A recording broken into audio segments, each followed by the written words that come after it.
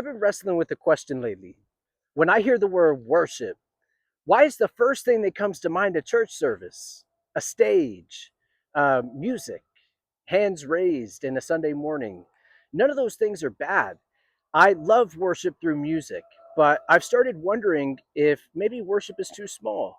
Because if worship is only something I do for 20 minutes on a Sunday, then what am I doing the other 6 days of the week?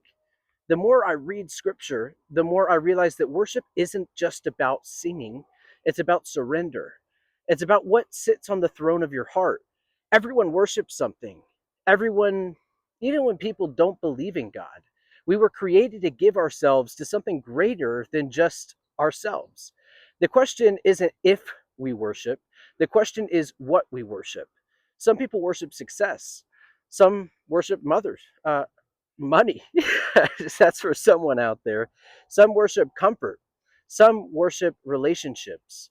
Some worship approval. Some worship themselves. And most of us would never use that language. We just call it our priorities.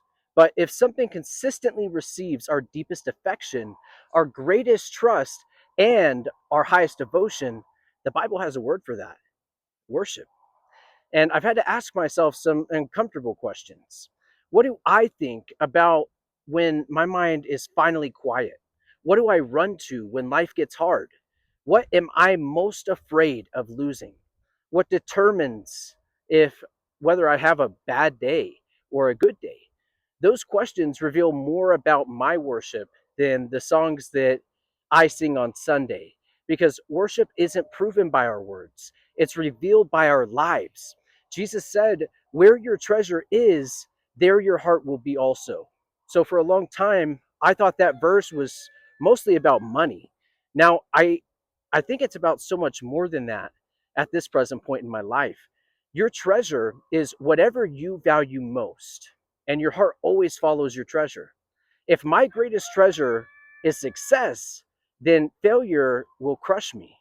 If my greatest treasure is people's approval, then criticism is going to control me.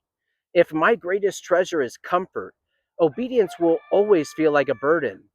Whenever we place at the center of our lives is eventually going to become the lens through which everything else is seen.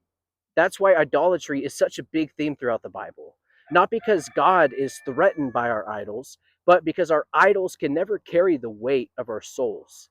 We ask created things to do what only the Creator can do.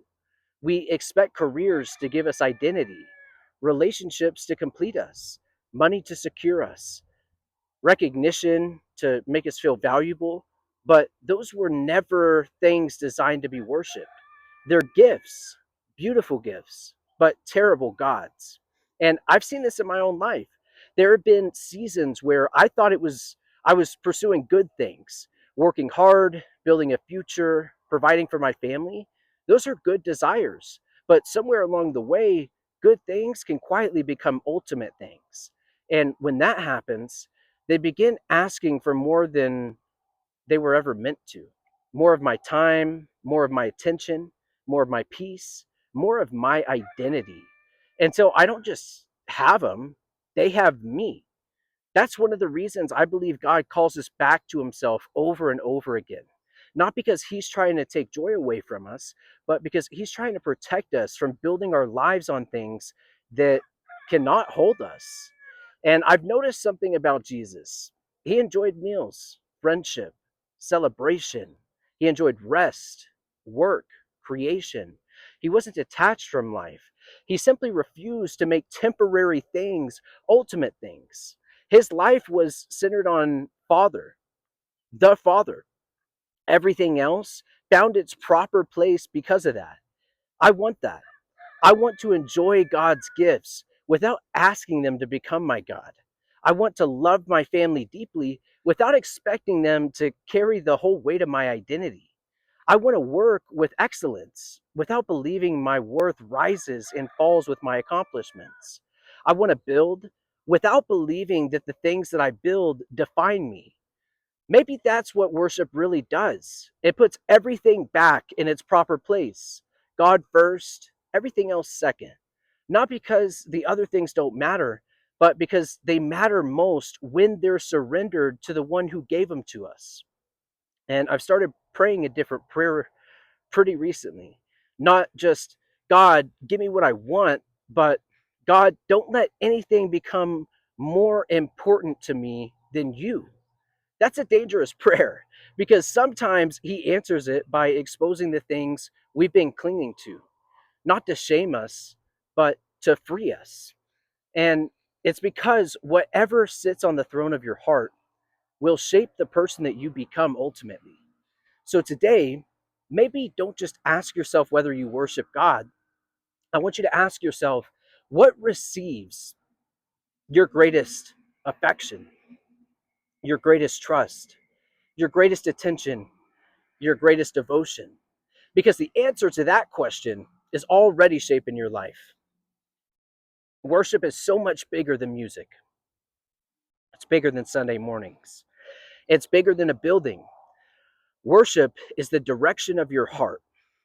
It's the declaration your life makes every single day. And my hope is that little by little, day by day, the way that I work, the way that I speak, the way that I love my family, the way that I treat strangers, the way I handle success, the way I endure failure, the way I use my time, the way I spend my money, the way I carry myself when no one's watching would all point to the same truth, that Jesus isn't just part of my life, He's the center of it, because that's what worship really is. And I hope it helped you just to hear some of this information. But I appreciate you just for being here. So until next time, man, peace.